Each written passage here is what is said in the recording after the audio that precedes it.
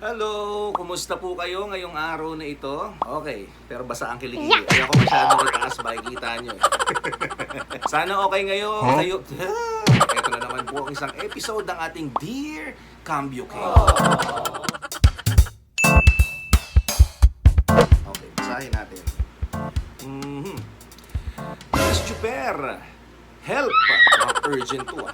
Ayaw po kasi ng pamilya ko sa boyfriend ko. Oh. Ako po si Jem, 18 years old, taga General Trias, Cavite. First time ko pong mag-boyfriend. Siya po si Josh. Classmates po kami sa senior high. Nag-develop kami sa isa't isa dahil siguro sa madalas kaming magkasama. Sabay kaming kumakain at sabay din kaming umuwi after class. Ipinakilala ko po siya sa pamilya ko kamakailan lang.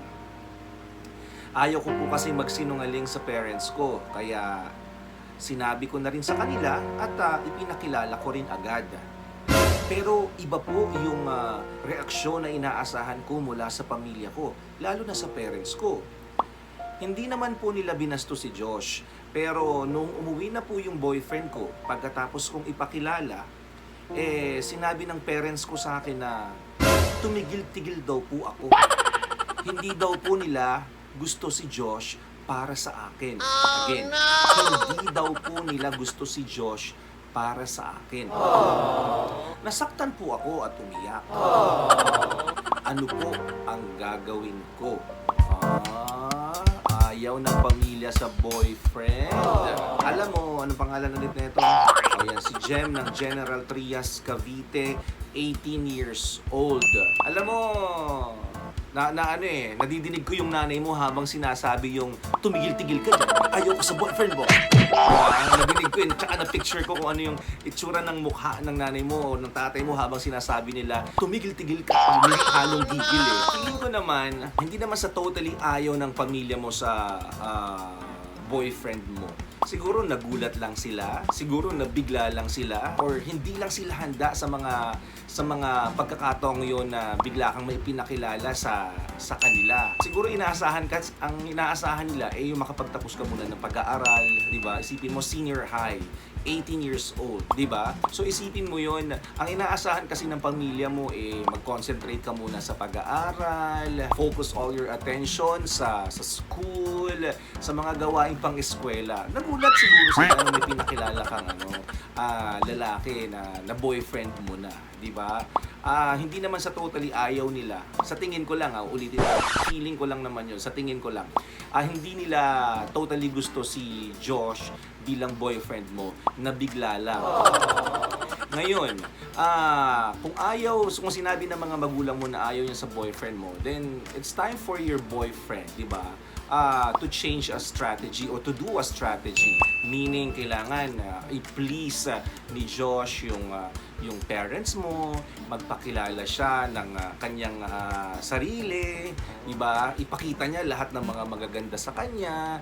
Hindi yung tipong nagpapanggap dahil kailangan lang talagang i-please. Yung tipong ipakilala yung sarili ni Josh kung sino siya, diba? Malay mo kakitaan ng maganda na pamilya mo si Josh na, sorry, nagkamali kami nung una, nahusgahan ka namin agad, Josh, pero nung nakilala ka namin, mabait ka naman pala talaga. So, yun ang pwede niyong gawin ni Josh. Actually, yung pagkakaroon ng boyfriend o ng girlfriend at your age, feeling ko okay lang din naman.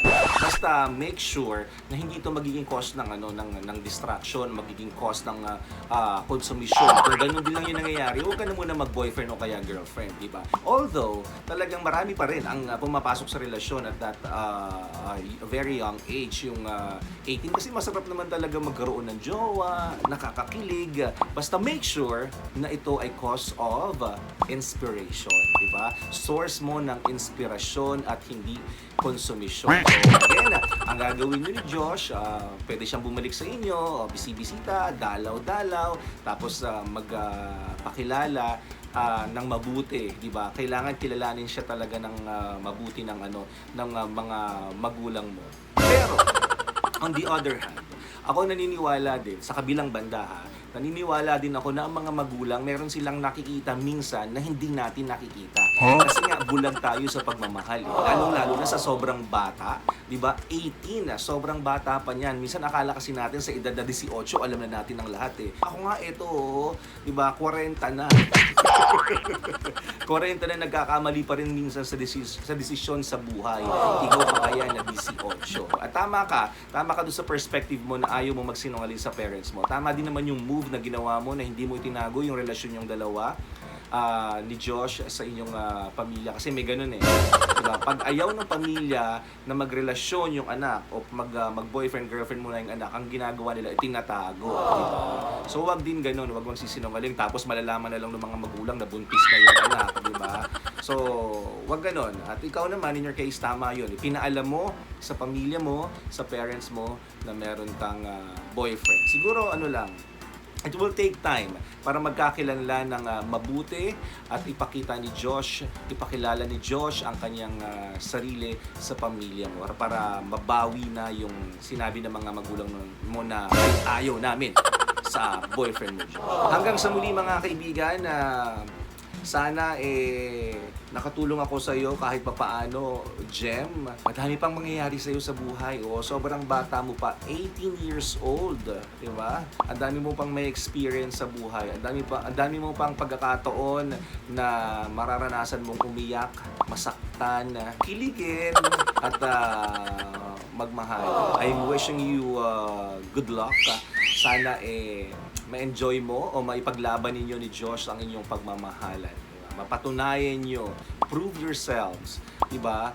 Sa mga magulang ninyo na okay ang ginagawa nyong pagpasok sa relasyon. Okay, ikaw din, Kabisyo.